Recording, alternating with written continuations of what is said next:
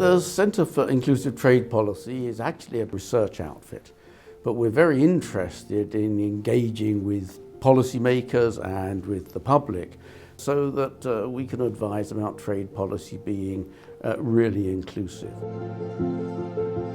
We have this unique opportunity to rethink completely how we're doing trade policy after Brexit. So how do we make trade policy better? The big problem with all trade policy really is, in almost every act of trade policy, there's somebody who gains and somebody who loses.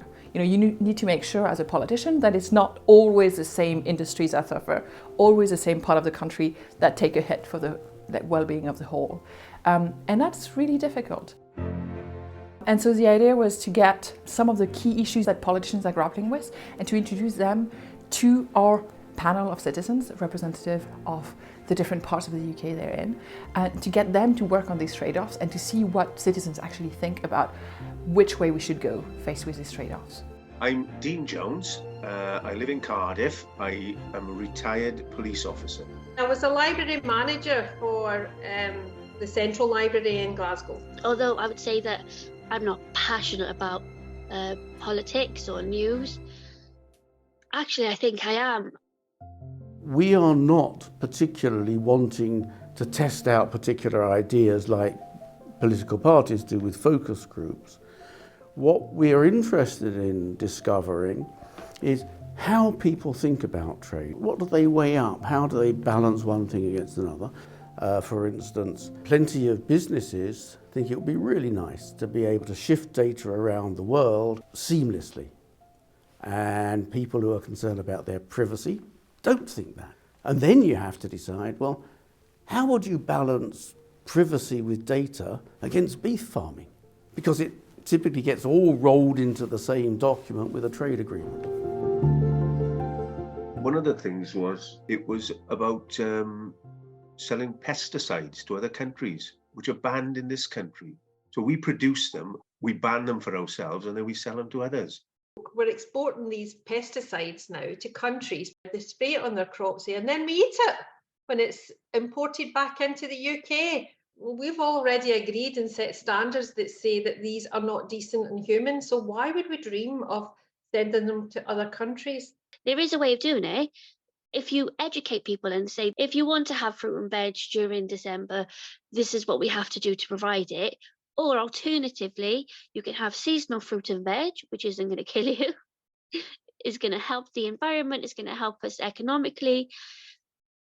If people knew, then maybe they can make that conscious decision. Different countries do things differently. And in a way, some people would say, well, you know, exports, as long as it meets the standards of the country that is receiving them, we're grand. The problem is that we buy food from these countries. So is it about controlling every shipment and like making chemical tests on everything? And we're not necessarily willing to pay for that many people to test every banana coming in the UK. But perhaps we don't need pesticides that are specific to bananas in the UK because we don't grow bananas. I think the most difficult trade-off would be human rights, because for them, they have to provide the lowest price because that's all we care about is money. Would it be unfair of us to ask for the child labour to be enforced better? I don't think it would be a problem. I think we can just risk a little bit of profit just for a little while. I think, personally, that we should be looking to shore up our industries, because at any time, these countries could just say, sorry, that's it now. We're not producing anymore for you. I understand that money does drive everything. Do you know that? Of course, that's the case. The economy is important, but you have to have ethics when you're setting your objectives within your economy, and they do not get sacrificed at that altar of economics. Almost everyone in Britain would say, if you are looking at goods that are being sewn by an 8-year-old child, we by and large think you shouldn't do that.